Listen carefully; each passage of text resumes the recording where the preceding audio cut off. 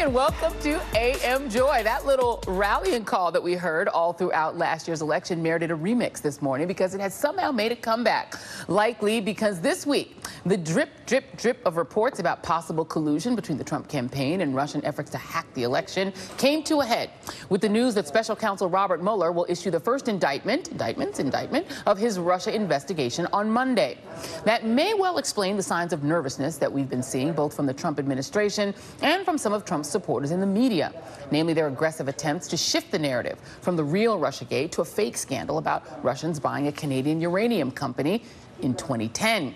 And the speeches claim that Hillary Clinton personally approved the deal when she was Secretary of State in exchange for a big donation to the Clinton Foundation. Now, it's a conspiracy theory straight out of the book Clinton Cash, written in 2015 by a Breitbart alumnus named Peter Schweitzer and commissioned by none other than Breitbart and Trump strategist Steve Bannon through something called the Government Accountability Institute, ostensibly a foundation based in Florida funded by none other than Robert Mercer. It's not real news or a scandal at all, but Bannon and Schweitzer succeeded in getting major mainstream outlets, including the New York Times, to pick up content from Clinton Cash during the campaign, including about the supposed Uranium One scandal. Now we're seeing the Uranium One hoax from the book resurface in White House press briefings and in conservative media this week, in what sure does look like a coordinated effort to rebrand the phrases Russia scandal and collusion away from Donald Trump and onto Republicans' favorite target, Hillary Clinton. Because every time a Trump insider or associate is asked about the Mueller investigation, we hear this. The only evidence that we've seen thus far on collusion is with the Clintons or the DNC. The Uranium One deal really smells. This is equivalent to what the Rosenbergs did, and those people got the chair. Think about it. Giving away nuclear capability to our enemies. Who in the Democratic National Committee or the Clinton campaign paid these people, paid them through false names? Where did this money go? What we should be focusing on are the continued lies of the Clinton administration. Now, a reminder, Hillary Clinton is not the president. That was decided nearly a full year ago. Just making sure you know, the more you know. Joining me now, senior writer at Share Blue, Eric Boehlert, Washington Post opinion columnist Catherine Rampell, former spokeswoman of the California Republican Party, Jen Kearns, and senior reporter at Mother Jones, Andy Kroll. Thank you all for being here. And Jen, I will start with you. Thank you for being here. Sure. This does certainly seem to be coordinated. We're talking points issued by the Republican National Committee this week to Trump surrogates to, when asked about Russia collusion, shift the story to Uranium One. Not in those words. You know, the RNC does put out its research pieces. I think the RNC research shop is quite good. A lot of the information sourced in there is independently verified. It includes sourcing from left-wing media publications, Washington Post, others that aren't Fox News. Look, I think it's important that the media is covering this issue, not just the Fusion GPS story, but the Uranium One story. Why do you say that? Well, look, I think there are some new developments this week that make it worthy of coverage. The fact that Hillary Clinton and the DNC funded the Fusion GPS Trump dossier, I think, is quite relevant. As did a Republican conservative-leaning media outlet that actually began the contract. That is true. So why does that matter? Because here's the thing about the Steele dossier. Let's do that one first. Yep. The information in it, some of it is actually checked out.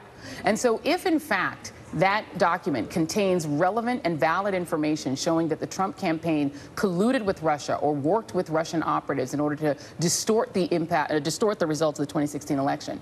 Who cares whether the Oppo research for it was paid by both a Republican and a Democrat? Well, look, I put the onus on the Washington Free Beacon as well. Just because a conservative outlet paid for it doesn't make it okay, and it also doesn't let Democrats off the hook. Off the hook for what? None of the information in the Trump dossier has checked out and been independently verified. CBS News, who is no conservative publication, has checked it out. They found several things that were actually outright false. Michael Cohen, Trump's own own attorney had to produce dozens of documents to show that he himself was not where the Trump dossier said he was. Okay, you're talking about the one thing in the dossier, and I'm not going to get derailed into a whole debate about the dossier, because this is actually what I suspect that those RNC talking points suggest that you do, is that when you get on a show like this, and we want to talk about Russiagate, about these indictments, that you should bring up Fusion GPS and you should bring up Uranium One. Is that something you were told to do? No, absolutely not. Or that was suggested that you should do? No, absolutely not. Look, that wasn't in the talking points. Various mailing lists of the RNC. You might be on those lists as well. There is information talking about it. So let's talk about the thing that I think is the most relevant. There is a pending set of indictments that could come down. There could be arrest as well as early as tomorrow in the actual Russiagate scandal, which is the potential collusion of members of the Trump campaign with Russia, or other things. It could be money laundering, it could be tax evasion, we don't know. What is your response? What do you think? What do you make of that? Look, I think the timing is awfully uncanny. Why? The same few days that Robert Mueller is under fire, the Wall Street Journal full editorial board is calling for him to resign or to be fired. Resign from the investigation. This has been a long-running fishing expedition. Why should he resign from the investigation? Well, there are a couple of reasons. One, I'm sorry to say, it does go back to the Fusion GPS piece. This goes back to look what you've done. Let me ask you a quick question before I bring in the rest of the panel. What about the Fusion deal? This is a deal in 2010 to sell a Canadian company to a Russian company, right? What about that deal is worthy of investigation? The Uranium One deal, you mean? Yeah.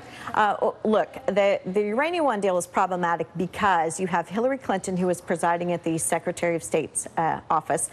We have evidence to show, and this came out in the last week or two, that there was a Russian spy who was getting close to Hillary Clinton. This was reported in the mainstreams. You have Bill Clinton, who is accepting $500,000 check. We're not going to get derailed, but I want to ask you a couple fact-based questions. Sure. Who got the money when the Canadian company was sold to the Russian company, Uranium One?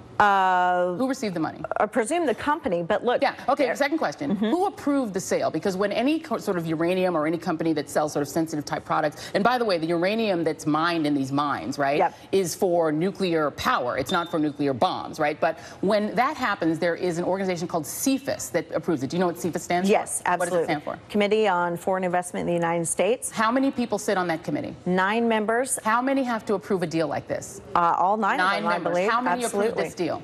9 of them. Did Hillary Clinton sit personally on that deal? No, but she did pushed not. for it. She did not. Hold on. Who is the person who donated to Hillary Clinton, who is related to and had an investment in Uranium One? What is that person's name? Do you remember their name?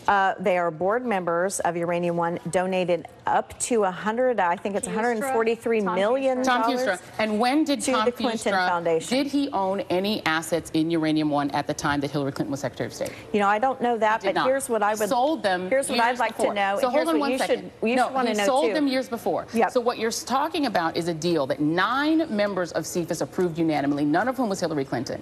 You have a donor who separately gave Hillary Clinton donations at a time when she was not Secretary of State. The two things cross in the night. They have no relation to each other. The members of CFIUS have been very clear that Hillary Clinton had nothing to do with approving that deal. She would have had to strong-arm 8 other people in order to get them to unanimously approve the deal, and ultimately the President of the United States would intervene if they saw any problem. The CFIUS people say now, if that deal came before them today, they would still approve it unanimously. There's actually nothing about the deal that's controversial. The only reason we're talking about it is because, per your even admission, which I think is very honest, the RNC would like us to be talking about this now. I want to bring Catherine Rempel in on that point, because it does feel that there is a coordinated effort to get us to talk about Uranium One, something that has not been controversial since 2015. Yeah, I mean, the Uranium One deal, doesn't make any, or this whole conspiracy doesn't make sense either empirically or theoretically, right? It doesn't make sense empirically in the sense that, the individual elements don't make sense together, a lot of the points that you were making, and theoretically in the sense that, what?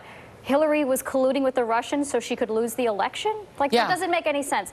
I would put this under the category of basically swift voting. Do you remember swift voting? Yes, I worked on that campaign on the other side.